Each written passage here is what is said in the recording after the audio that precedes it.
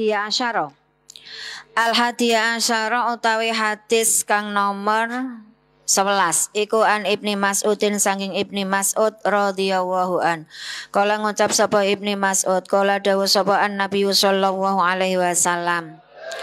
Al jannatu utawi swarga iku akrabu luweh parek ila ahadikum maring salah siji sira kabeh min syiraki na'lihi saking tali sandale ahad. Surga kuwi luwih cedhak awakmu tinimbang tali sandal. Wan naru utawi neraka iku mislu zalika ngumpamani mengkonolah akrabu ila ahadikum. Surga niku karo awake jenengan ya cedhak, neraka ya cedhak. Rawang riwayatake hu ing hadis sapa Al Bukhari Imam Bukhari. Asaniya asyara utawi kang nomor 12 kang kaping 12 iku an Abi Firosin saking Abi Firos Rabi'ah bin Ka'b ya Rabi'ah bin Ka'ab Al Aslami khadimi Rasulillah ya khadim utawa pelayane Rasulullah sallallahu alaihi wasallam. Wa min ahli sufati lan iku saking ahli sufah. Ahli sufah kuwi wong sing manggon ning emperane Masjid Madinah. Istilah ahli sufah itu dulu sahabatnya Nabi, mbok duwe omah mbok ora mboten mudeng niki. Sing penting saking senenge kali Nabi, saking senenge kali masjid niku manggone ning emperan masjid. Makanya nanti terus timbul istilah sufi. Itu dari ahli sufah. Ahli ibadah sahabatnya Nabi sing manggon ning serambi Masjid Madinah niku namanya ahli sufah. Kala ngucap sapa Abi Firos kuntu ana sapa ingsun iku abi tu nginep sapa ingsun ma'a Rasulillah sertane Rasulullah sallallahu alaihi wasallam. Faati nuli nekani ingsun hi ing Nabi, aku nginep bareng Kanjeng Nabi. Biwadhuihi, wawune di fathah. Biwadhuihi kelawan banyu wudune Nabi. Karang ya khotim dadine Nabi arep wudu digolekke banyu. Nak wudu wawune di dhammah niku berarti napa? Wudu berarti itu wudunya.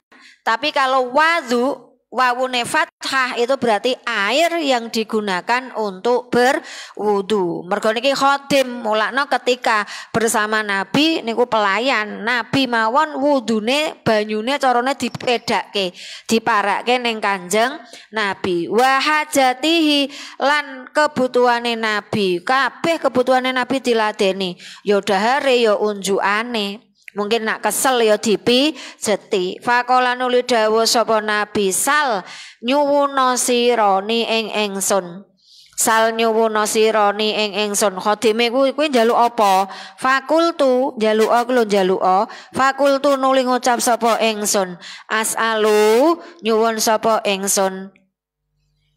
Ka ing panjenengan murafaqataka ingkang kancang tuan fil jannati ing dalem swarga. Kula namung njaluk pokoke ning donya dadi kancane jenengan, ning akhirat ya dadi kanca. Kaya semboyane apa napa? Sedulur donya akhirat. Niki sami niki sing disuwun Abi Firos nggih ngoten. Wong layani Nabi makanya kowe pengen jaluk apa? Tapi jaluke ora bondo, ora jaluk warna-warna, cuma apa?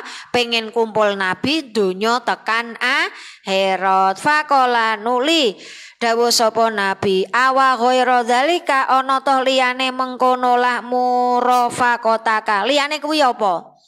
Liyane kuwi njaluk apa meneh? Kultu ngucap sapa ingsun, huwa utawi mas'ul iku zaka mengkono-mengkono murafaqataka. Kula mboten njaluk napa-napa. Ya wis pokoke kula pengen awor jenengan ning donya awor, ning akhirat ya awor. Kala jawab utawi matur sapa Nabi, fa'in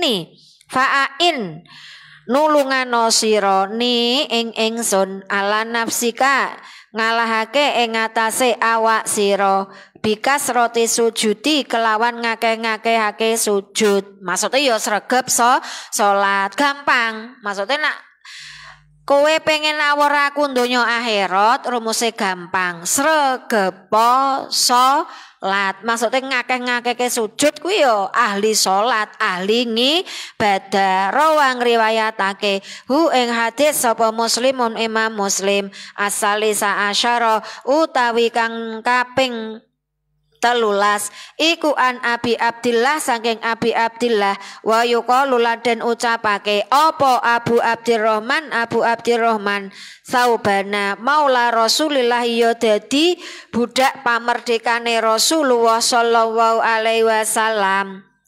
Kala ngucap sapa Abi Abdillah sami tu krungu sapa ingsun Rasulullah sallallahu alaihi wasallam yaqulu hale dawuh sapa Rasul alaika netepano sira bikasroti sujudi kelawan ngakeh-ngakehake sujud. Akehno sujudmu, maksudnya salato sing sregep. Fa innaka krana setuhune sira iku lantas juda ora sujud sapa sira lillahi krana Allah sajdatan kelawan sak sujudan illa rofa'a kejaba ngluhurake utawa ngangkat hu ka ing sira sapa Allahu Gusti Allah biha sebab sajda sujuta mergo sak sujudan wae derajatmu diangkat awakmu dimul ya ke derjatan ing darajat wa hatta lan nglebur angka saking sira biha sebab sajdah khoti atan ing keluputan sak sujudan we diangkat derajate dosamu dingapura. Rawang riwayatake hu ing hadis sapa Muslimun Imam Muslim ar-rabi'a asyara utawi kang kaping 14 iku an Abi Sofwana sanging Abi Sofwan Abdillah ibni Busrin al-Aslami kala ngucap sapa Abi Sofwan kala dawuh sapa Rasulullah sallallahu alaihi wasallam khairun nasi utawi apik-apike menungso iku man wong tola kang dawa apa umruhu umure man menungso sing paling apik ki ya sing umure dawa mungkin 80 tekan 90 tapi wahasuna lan apik lan bagus apa amaluhu amale man. Sing apik kuwi umure dawa, amale ya apik. Aja dawa umure tok, tapi amale badhek. Rawang riwayatake hu ing hadis sapa At-Tirmidzi Imam Tirmidzi wa qala lan ngucap sapa Tirmidzi hadisun ai hadza utawi iki hadis iku hadisun hadis hasanun kang hasan. Busrun apa yusrun? Yusrun nggih. Busrun utawi lafat busrun bidhammil ba'i iku diwaca dhammah bae bu wa bisinni lan kelawan sin al muhmalati kang den suwungake utawa sepekake sangka titik sin cilik ora busrun tapi busrun al khamisa asyara utawi kang kaping 15 iku an Anasin saking Anas.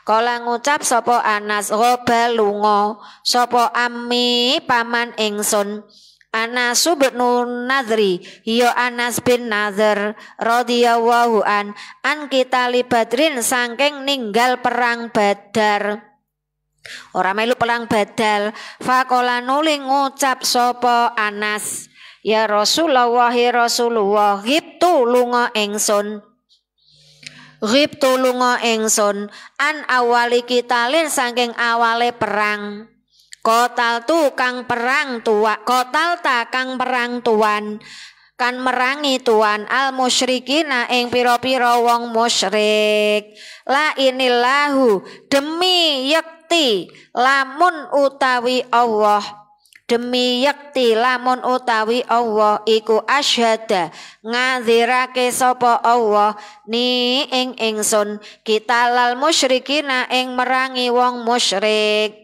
layuriyanna mongko yakti ningali temen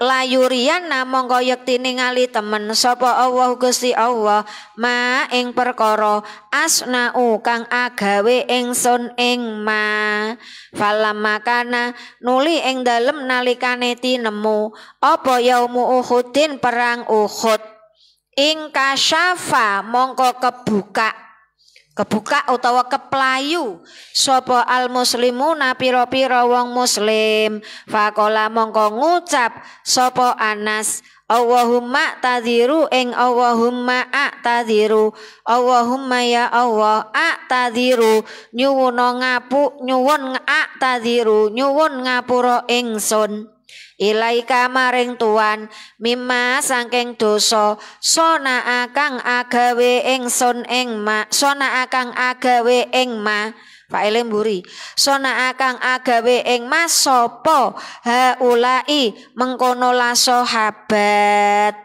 yakni ngarepake sapa Anas ashabahu ing pira-pira sahabate Anas wa abra'u lan lebaran ingsun ilaika maring Tuhan mimma saking perkara sona akang agawe ing ma sona akang agawe ing ma sapa haulai mengkonolah sahabat yakni sapa haula sing iki ora sahabat sapa haulai mengkonolah musyrikin yakni ngarepake sapa Anas al musyrikina ing wong-wong musyrik sumata qaddama nuli maju sapa musyrik sumata qaddama nuli maju sapa musyrikin fastakbala nuli mapak sapa wong fastakbala nuli mapak sapa wong hu ing Anas sapa Sa'd bin Mu'adzin Sa'ad bin Mu'ad faqala nuli ngucap sapa Anas ya Sa'd bin Mu'adzin Sa'ad bin Mu'ad al jannatu iku suwarga al jannatu ai matlubi tegese utawi perkara kang den luru ingsun iku al jannatu suwarga wa rabbil ka'bati demi pangerane Ka'bah ini setuhune ingsun iku ajidu nemu sapa ingsun rihaha ing ambune jannah min duni ahadin sang min duni Uhudin ora ahad ta Uhud ta min duni Uhudin saking arah-arahe perang Uhud kala ngucap sapa Sa'dun Sa'ad famastatu nuli ora kuwasa ingsun famastatu nuli ora kuwasa ingsun ya Rasulullah Rasulullah ma ing apa sonaa agawe sapa Anas ing ma sonaa agawe sapa Anas ing ma kala ngucap sapa Anasu Anas fawajatna nuli nemu sapa ingsun bihi kelawan Anas bid'an ing punjul wa samanina lan 80 apane dzorbatan pukulane bisaifi kelawan pedang lha niki ning perang Uhud sinten Anas napa niku gampangnya kecacah sampai 80 pukulan pedang autok natan utawa suduan dengan bayangke kuwi melu perang nganti ketujes nganti ping 80 birumhen kelawan tombak aurum yatan utawa panah bisa min kelawan jemparing ya dipanah ya ditombak ya di pedang fawajatna nuli nemu sapa ingsun hu ing Anas qad kutila hale teman-teman den pateni sapa Anas berarti syahid dalam perang Uhud wa masalah lan den napa cincang dicacah wa masalah lan den cincang utawa dicacah dengan bayangke wis cetha mati wae jek di apa dicacah bihi kelawan sapa mau Anas wa masalah lan nyincang bihi kelawan Anas sapa al musyrikuna wong-wong musyrik fama arafa nuli ora kenal hu ing Anas saking lembute nek nyincang dijur-jur awake ditusuk-tusuk sapa ahadun wong suwiji jenengan bayangke niki perang nganti kaya ngono, nganti tidak ada yang bisa mengenali. Semua orang tidak ada yang mengenali. Illa ukhtuhu, kejaba dulur wedoke Anas. Ya jenis dulur ngaten niki.